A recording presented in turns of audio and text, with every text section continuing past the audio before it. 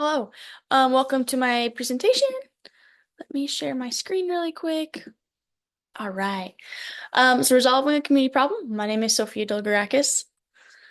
So the community problem that I decided to go with is going to be where there's two 16-year-old boys and they ended up breaking a window in a couple different buildings.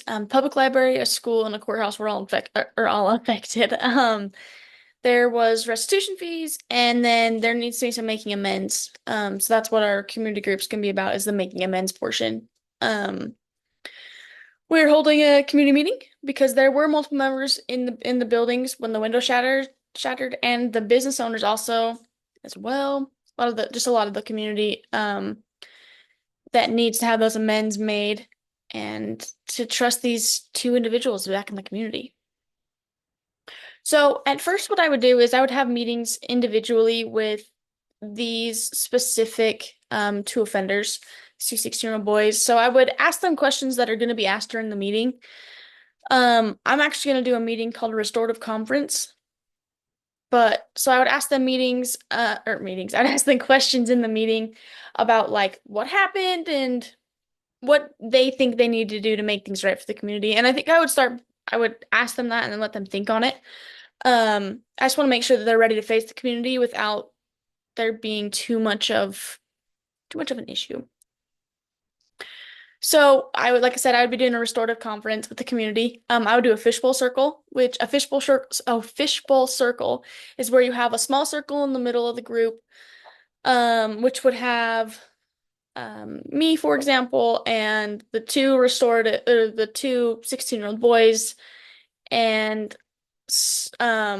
potentially a couple of people from the community, and then we'd have one empty chair. And then we'd have a big circle or like stadiums or something like that of everyone else. And the seat in the middle, people will get to come down and ask questions in that and like get answers, I guess, in like the middle circle. So the goal of a restorative conference is to make it right for everybody and to make amends with everyone. And how we would do that is by asking specific questions. So one of the main questions, so there's two different types of questions you would ask. There are some questions for the offender and then some for the victim. For the offender, you would ask them what happened and what were they thinking at the time of the accident or the incident, and what we want to know what has been affected and like by what they've done. And then finally, we need to ask them what they think needs to be done to make things right. So this is where our preparation comes in handy, is asking these gentlemen these questions and having them kind of already know the answers.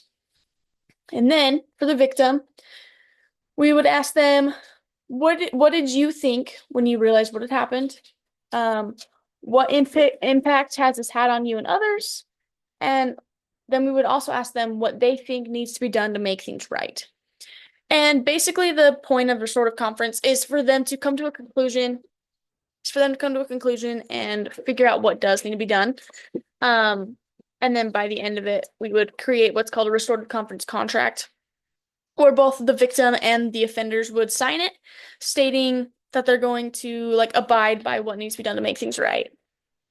So the category I believe these are in is process conflict. No, stop it.